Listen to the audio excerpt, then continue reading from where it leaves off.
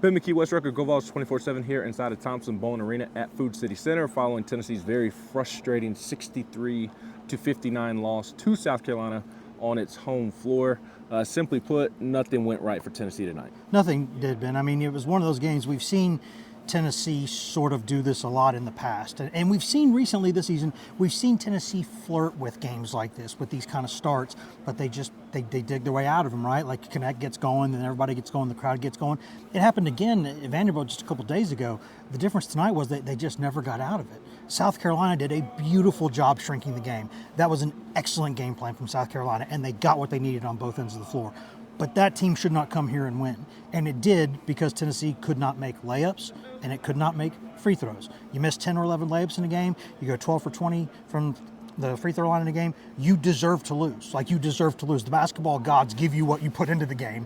And Tennessee did not play well enough to win this game. No, they did not. And Dalton Connect got it going earlier, or later in the game, I should say. Early in the game, I didn't think he was as efficient as we've come to know Dalton Connect. But he ends up doing his part, gave Tennessee a last-minute chance to there at the end, finished with 31 points, another 30-point performance for Dalton Connect. Doesn't even feel like it.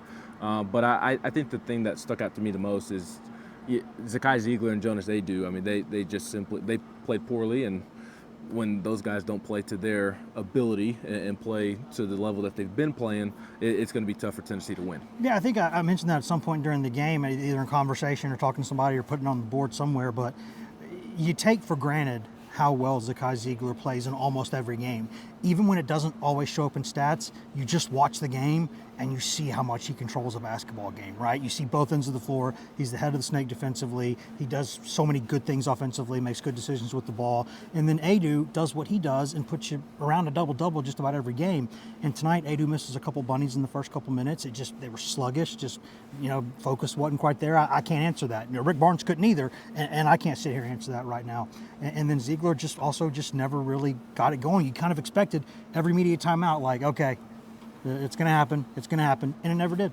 No, it never did. I thought really the only guy that showed up from start to finish was Santiago Vescovi. Mm-hmm. He was terrific on both ends of the floor, and it wasn't just Zakai and Jonas.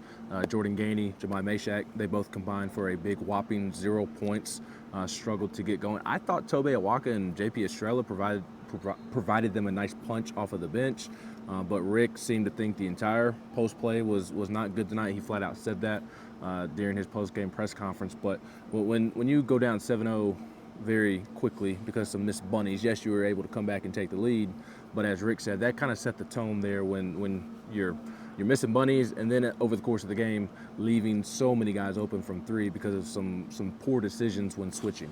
Yeah, I mean, you wonder at times if, Adu's playing so many more minutes this season, is he a little tired right now? Is he a little fatigued? I mean, they're young guys, but it does happen. And Ziegler, we take for granted how well he's come back from that knee, but he's played a lot of minutes. I don't know if the quick turnaround to this game didn't help him. I don't know if maybe they started taking for granted some stuff after they didn't play well against Vandy, but then just kind of picked it up and won the game. It's just kind of, sometimes you have to sit there and take a loss before you really understand something. And you don't want to lose at home to South Carolina. To be honest, you just don't. That's kind of a game that Tennessee should be winning, even though that's a good team.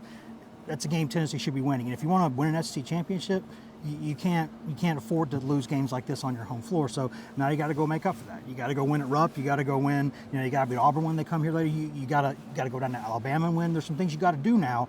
You get a free pass. This was it.